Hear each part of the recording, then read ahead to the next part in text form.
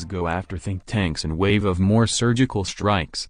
2016 saw a significant drop-off in cyber-espionage by China in the wake of a 2015 agreement between U.S. President Barack Obama and Chinese Premier Xi Jinping.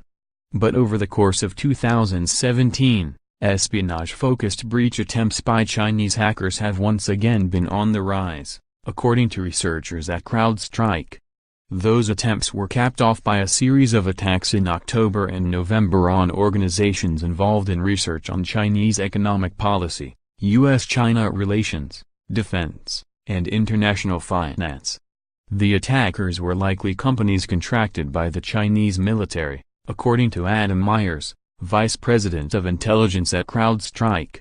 The drop in Chinese cyber-espionage may have been influenced by the 2015 agreement, reached as the U.S. considered imposing sanctions against China.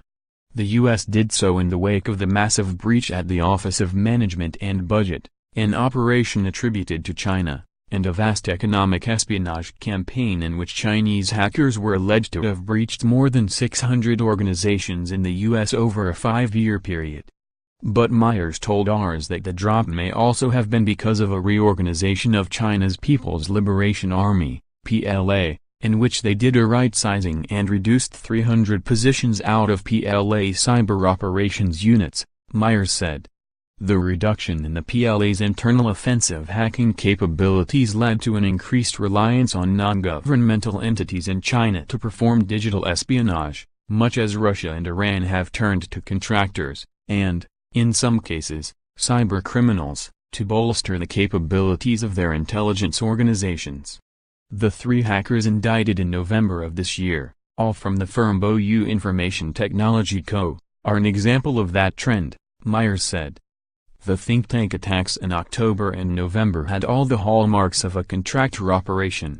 The attackers work largely during Beijing business hours, used tried-and-true, and widely available, tools, and were highly focused in their attempts to extract data.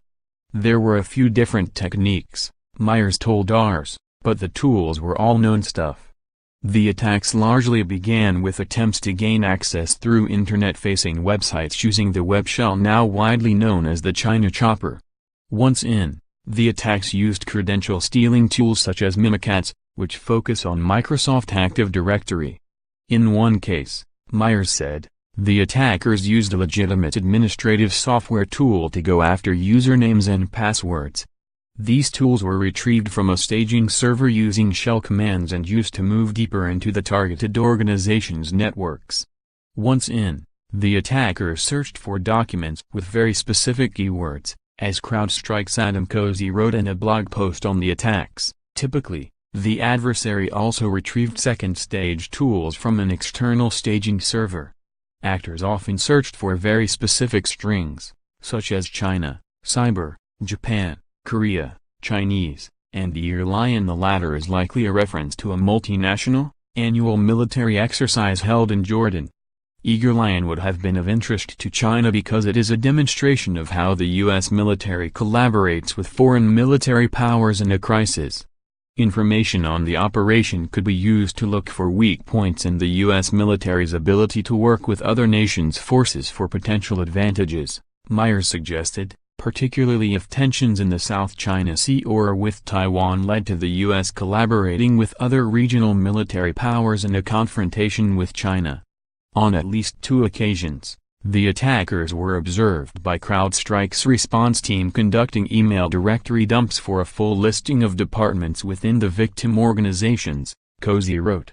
Not only does this tactic help refine a list of targeted personnel within the organization, but access to a legitimate email server can provide a platform for conducting future spear phishing operations. Because the targeted organizations have frequent communications with Western governments, Cozy noted, harvesting email addresses and credentials for access to their mail servers could have been used for later phishing attacks against government organizations. In one case, the attack was detected both by CrowdStrike's services team and by CrowdStrike's Falcon Overwatch threat hunting team as it began.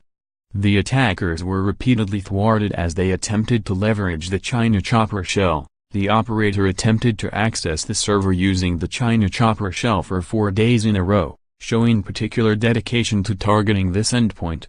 The actor attempted several Huami requests during normal Beijing business hours. On the 4th day, after repeated failures, subsequent access attempts occurred at 11 p.m. Beijing time. This after-hours attempt was likely conducted by a different operator or possibly someone called in to troubleshoot the web shell. After a quick series of tests, the activity ceased, and no attempts were made over the weekend. Except for the 11 p.m. login, the observed activity suggests that the adversary is a professional outfit with normal operating hours and assigned tasks. But after being thwarted yet again in an attempt with a different shell tool, the attackers' professionalism broke down. As they were being stopped, we saw frustration, Myers said. And they ended up taking it out on the targeted organization because of that. The attackers launched a low-grade denial-of-service attack against the web server they had attempted to compromise as a farewell present. I would characterize it as unprofessional, Myers noted, saying that the DOS attack was probably off the books as far as the task given the attacker by their customer. In the post-agreement post-reorg world, if the PLA are relying more on outsourced resources, those outsourcers may have a lack of discipline. They took an aggressive and probably unsanctioned move,